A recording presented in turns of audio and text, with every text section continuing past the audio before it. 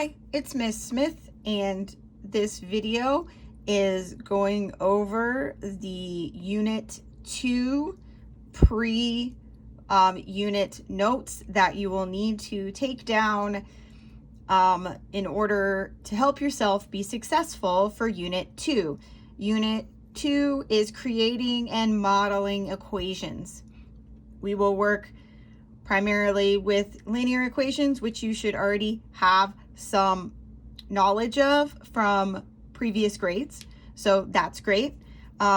Here is some vocabulary you will definitely need to know.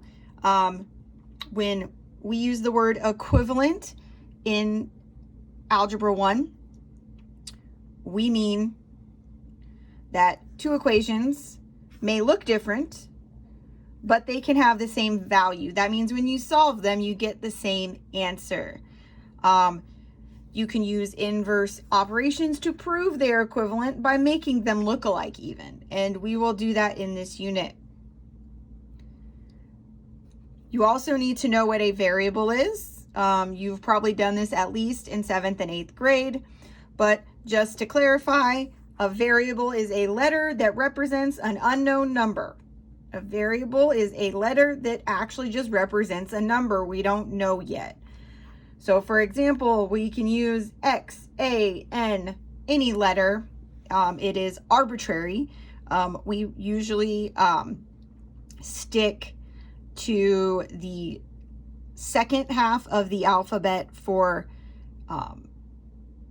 true variables, and we use the first half of the alphabet for what we call constants. But you just need to know that this is a variable. If at any point you don't get these notes down, you can pause this video and just take them. All right, here is another thing you must know, and so I have put it in the pre-unit notes. You need to know and understand inverse operations. Inverse operations are just mathematical operations that undo each other. Here is a list of them. So for example, if you have addition, you can undo or reverse that with subtraction. Same here, multiplication and division. And then this is x squared and the square root of x, which are also inverse operations. Another thing you will need to know in this unit, because we will be graphing equations and manipulating equations, is the slope-intercept form. That is this form right here. It's called y equals mx plus b. The m will be the slope, which is how fast your line is increasing or decreasing. And this b will be the y-intercept, or the vertical intercept.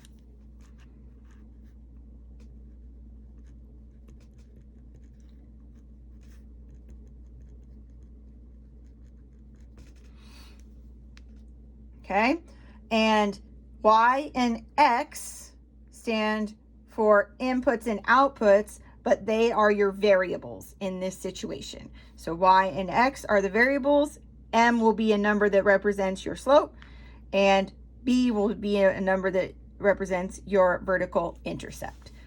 That is all the notes you will need to begin this unit. Please take them and then move on.